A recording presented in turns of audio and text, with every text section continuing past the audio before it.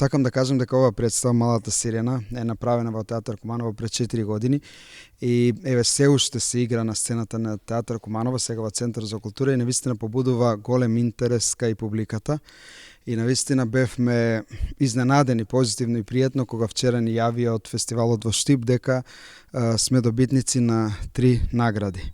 Значи би сакал пред се да им се заблагодарам на сите луѓе кои учествуваа во подготовката на оваа театарска представа, на целата екипа, значи на младите луѓе кои им дадовме шанса да бидат дел од оваа театарска представа и навистина го оправдаа ја оправдаа довербата која што им ја дадавме.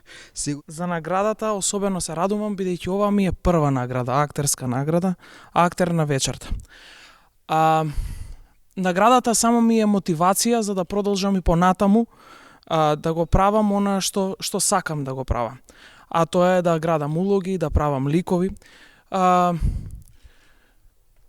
Имавме еден прекрасен процес. Би сакал да се задржам на процесот и на мојата улога, која што е улога на Ушко во Малата сирена. Прекрасен процес.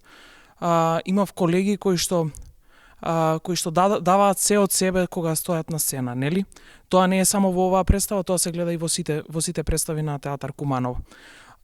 Оваа представа е за мене многу значајна.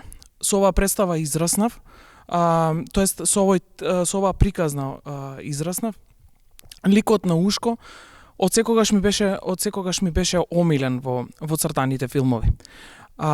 Сакам да се заблагодарам на жирито на Театар Штип, на Национална установа Ацо Шопов Штип, за оваа награда што ми избра токму мене, но морам да напоменам дека ова не е само моја награда.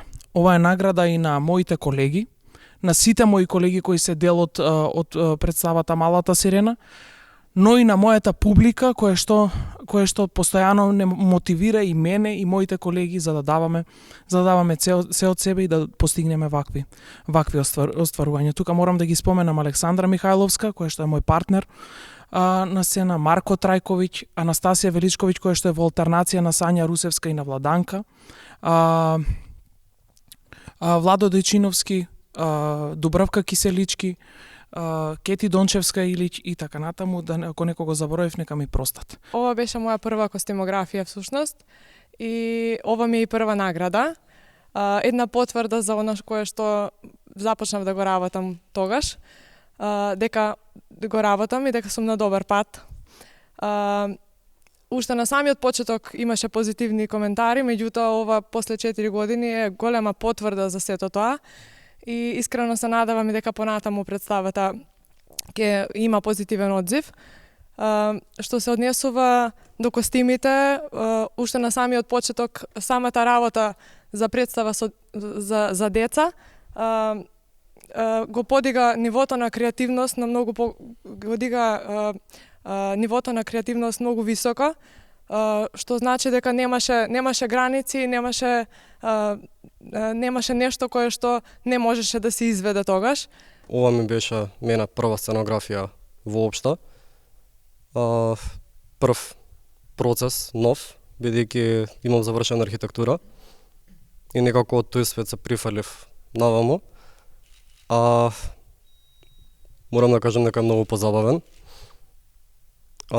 многу покреативен, посебно кога се работи за детските представи.